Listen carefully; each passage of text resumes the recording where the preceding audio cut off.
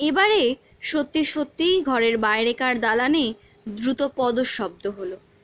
শব্দটা একটা দরজার কাছে এসে আবার দূরে চলে গেল। হরিশ বলল, কোনো জন্তুর পায়ের শব্দ। কিন্তু আমার মনে হলো কোনো জন্তুর পায়ের শব্দ এ নয়। জীবনে আমার মনের ভিতরে এমন অলৌকিক ভাবের আগে কখনো উদয় হয়নি। ভাগ্য এই যে সঙ্গে হরিশ আছে, নইলে আমার অবস্থা কি হতো তাকে বলতে পারে। হাত ঘড়ির দিকে তাকিয়ে দেখি রাত তখন 12টা। হরিশ খাবারের বাস্কেট বার করে বলল, অনেক রাত হয়েছে, এসো এইবারে আমরা খেয়ে নিই। আমি বললাম, তুমি একলাই খাও, আজ আমার খিদে নেই। ঠিক সেই সময় খুব কাছেই আবার বাঘের ঘন ঘন চিৎকার শুরু হলো। শয়তানের সঙ্গিনী কি খোঁজ পেয়ে এখানে এসে হাজির হয়েছে?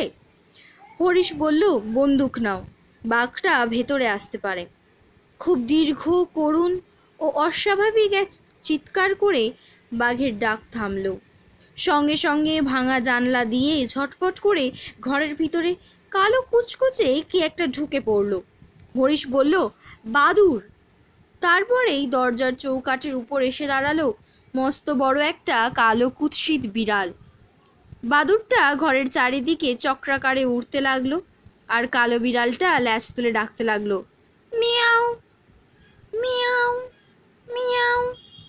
বাদুরটা হঠাৎ গোত্তা খেয়ে শয়তানের মৃতদেহের উপর গিয়ে পড়ল।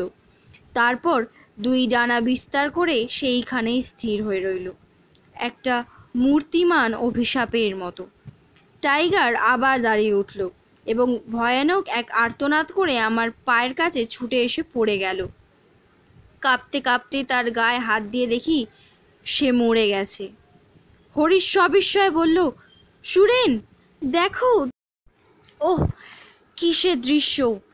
যাকে আমরা স্বহস্তে গুলি করে মেরেছি, যার মৃতদেহ এতগুলো কুলি কাঁধে করে এনেছে, যে মরে এতক্ষণে একেবারে কাঠ হয়ে গিয়েছিল, সেই শয়তান এখন আমাদের চোখের সামনেই 4 পায়ে ভর দিয়ে সোজা হয়ে দাঁড়িয়ে আছে। আর তার চোখ দুটো আগুনের দুটো গোলার মতন দাউ দাউ করে জ্বলছে আর জ্বলছে। সে চোখটা যেন আমাদের ভস্ম করে দিতে চায়। বাইরে আবার বাঘ ডাকতে লাগলো। শয়তান ধীরে ধীরে ঘরের ভিতর থেকে বেরিয়ে গেল। সেই বাদুর আর কালো বিড়ালকেও আর দেখতে পেলাম না। চিৎকার করে আমি মাটির উপরে পড়ে গেলাম। সেই সপ্তাহেই দরখাস্ত করে অন্য দেশে বদলি হয়েছি, পাছে শয়তানের সঙ্গে আবার দেখা হয়। হরিশের মতে আমাদের বন্দুকের গুলিতে শয়তান মরেনি, মূর্ছিত হয়ে পড়েছিল মাত্র। এই কথাটি সত্যি হয়তো হতেও পারে, নাও হতে পারে।